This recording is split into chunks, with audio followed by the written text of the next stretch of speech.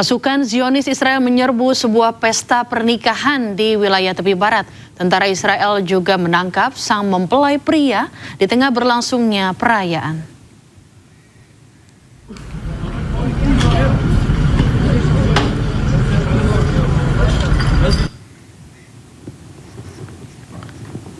Insiden ini terjadi saat pesta pernikahan tengah berlangsung dan dihadiri oleh puluhan tamu.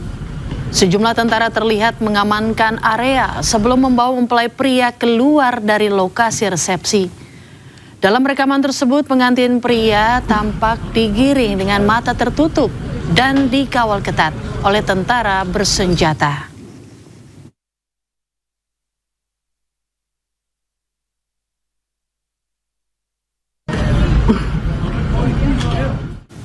Militer Israel menangkap 2 anak laki-laki di wilayah Palestina. Penahanan tersebut terjadi dalam operasi penggerebekan di desa Al-Mughayyir di timur laut Ramallah.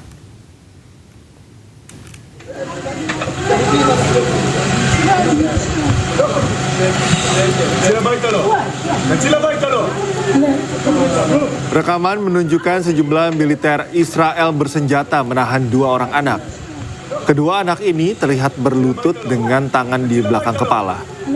Hingga kini belum ada keterangan resmi terkait identitas anak maupun alasan penahanan.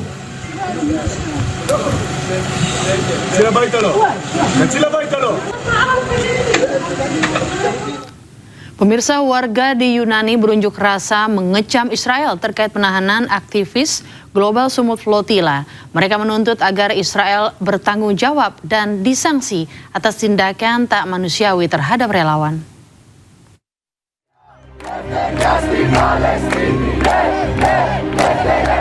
Warga di Athena, Yunani berunjuk rasa terkait penahanan aktivis Global Summit Flotilla oleh Israel. Mereka menyuruhkan berbagai slogan mengecam tindakan kekerasan militer Israel dan mendukung rakyat Palestina.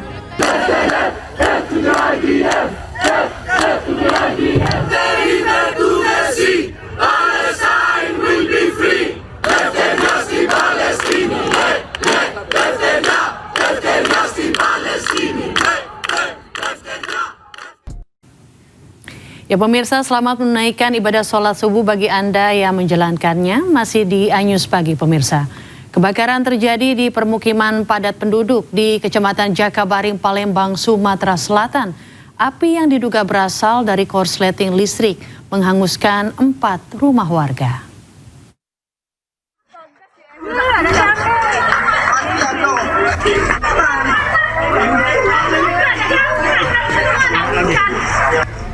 Kobaran api menghanguskan rumah semi permanen di Jalan Sila Beranti, Kecamatan Jakabaring, Palembang, Sumatera Selatan.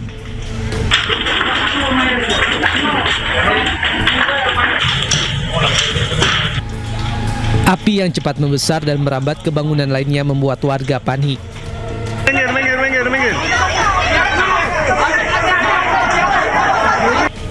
Api baru padam setelah 7 unit mobil pemadam kebakaran dikerahkan untuk padamkan api. 4 rumah warga ludes terbakar dan api diduga berasal dari adanya korsleting listrik. Untuk rumah yang terbakar ada berawal karena arus listrik. Ini berapa rumah yang kena, Bu? Untuk rumah yang terbakar ada 4. Ada korban jiwa, Bu? Untuk korban jiwa dihilangkan. Tidak ada korban jiwa dalam kebakaran, namun akibat kebakaran warga kehilangan tempat tinggal dan alami kerugian ratusan juta rupiah. Warga yang menjadi korban kebakaran berharap adanya bantuan dari pemerintah Kota Palembang. Dari Palembang, Sumatera Selatan, Guntur iNews melaporkan. Kebakaran hebat melanda kawasan padat penduduk di Jalan Revolusi, Kecamatan Sungai Kunjang, Samarinda.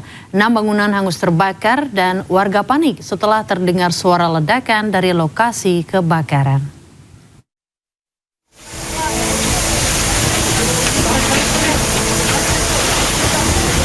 Kebakaran hebat terjadi di kawasan padat penduduk Jalan Revolusi, Kecamatan Sungai Kunjang, Samarinda, Sabtu siang. Api dengan cepat membesar dan membakar sedikitnya 6 bangunan warga. Kebakaran membuat warga panik setelah terdengar suara ledakan dari lokasi kejadian.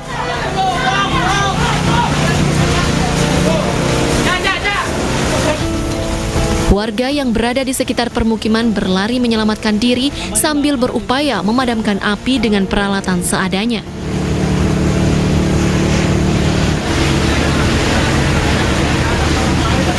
Menurut keterangan warga, saat kebakaran terjadi, salah satu rumah yang menjadi titik awal api dalam kondisi kosong ditinggal pemiliknya. Namun karena lokasi berada di kawasan padat penduduk, api dengan cepat merembet ke bangunan lain di sekitarnya. Dalam waktu 1 jam, api akhirnya berhasil dipadamkan oleh petugas pemadam kebakaran. Tidak ada korban jiwa dalam peristiwa ini. Hingga kini, petugas masih melakukan pendataan dan penyelidikan untuk mengetahui penyebab pasti kebakaran. Dari Samarinda, Kalimantan Timur, Ardi Wirya, iNews melaporkan.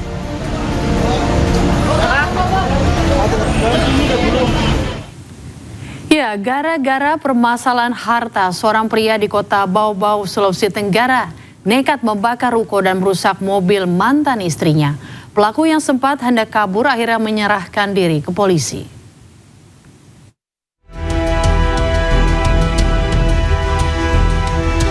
Kamera pengawas merekam aksi seorang pria membakar ruko milik warga di Kelurahan Waliabuku, Kota Bau-Bau, Sulawesi Tenggara.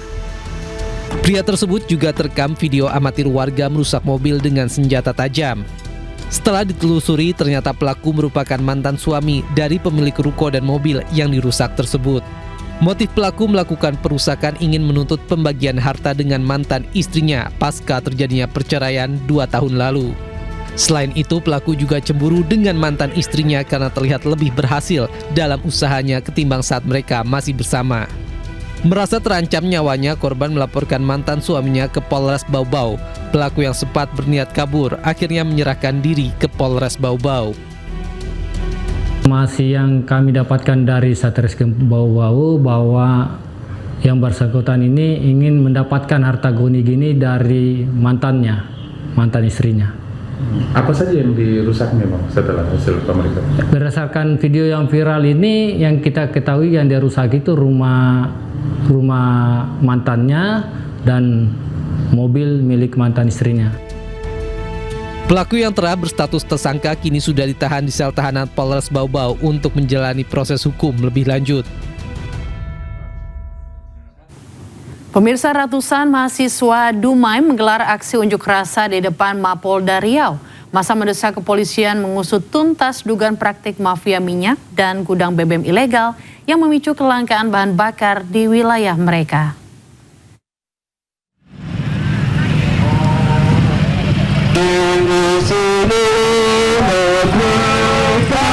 Sambil membawa spanduk tuntutan, ratusan massa mahasiswa dan pemuda bergantian berorasi di depan markas Polda Riau guna menyuarakan kelangkaan BBM subsidi di Kota Dumai.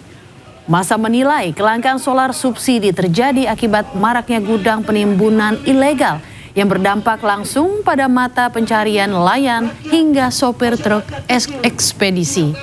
Selain meminta polisi menindak tegas aktivitas gudang ilegal, massa juga meminta evaluasi total kinerja aparat kepolisian setempat dalam menangani persoalan mafia migas di wilayah tersebut. Aksi massa akhirnya diterima langsung pihak Ditreskrimsus Polda Riau yang berjanji akan segera menindaklanjuti seluruh aspirasi maupun laporan terkait mafia migas tersebut. Hari ini hadir di depan Kapolda Riau untuk menyuarakan bagaimana tentang resahnya masyarakat, banyaknya mafia-mafia BBM ilegal di Kota Dumai, khususnya mulai dari permainan dari SPBU, mulai dari di SPOB yang ada di pelabuhan-pelabuhan yang ada di Kota Dumai. Kami meminta Kapolda Riau agar segera secepatnya menindak tegas mafia-mafia BBM ilegal ini dan tindak tegas serta copot. 2 karyawan minimarket menjadi korban perampokan di Duren Sawit, Jakarta Timur. 2 pelaku bersenjata api dan senjata tajam membawa kabur berangkas minimarket.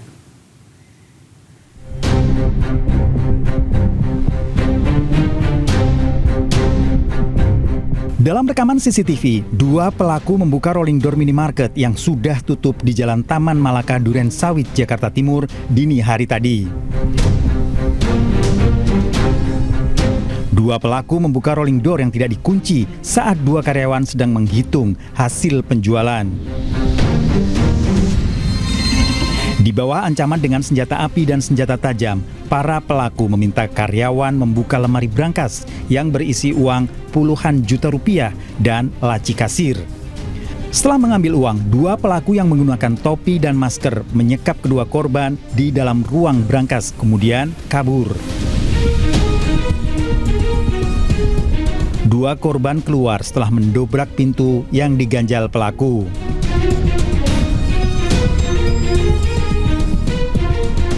Yang nutupin saya pakai pistol langsung bilang, "Mami serahin uang semuanya di blok itu." Terus langsung beberapa kemudian itu udah bilang ini, "Pak, serahin juga emang kunci berangkasnya." Itu begitu selang kemudian beberapa menit yang ada temennya yang satu nodong pakai golok. Polisi melakukan penyelidikan kasus ini dan memeriksa kedua korban. Dari Jakarta, Sofyan Firdaus, iNews melaporkan. Pemirsa, pelaku pencurian motor babak belur dihajar warga di Cengkareng, Jakarta Barat. Korban pencurian menjebak pelaku datang ke sebuah warung.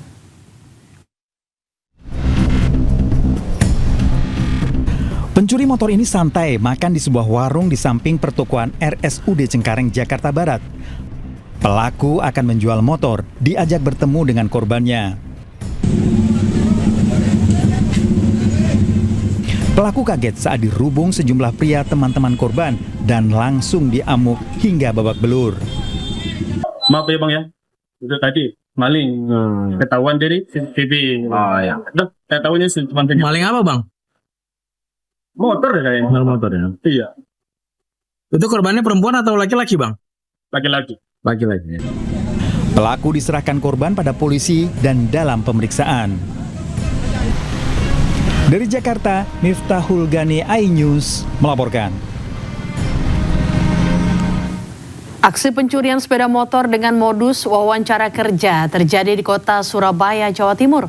Korban harus kehilangan motornya saat pelaku berpura-pura meminjam motor untuk dipasang GPS sebagai syarat kerja.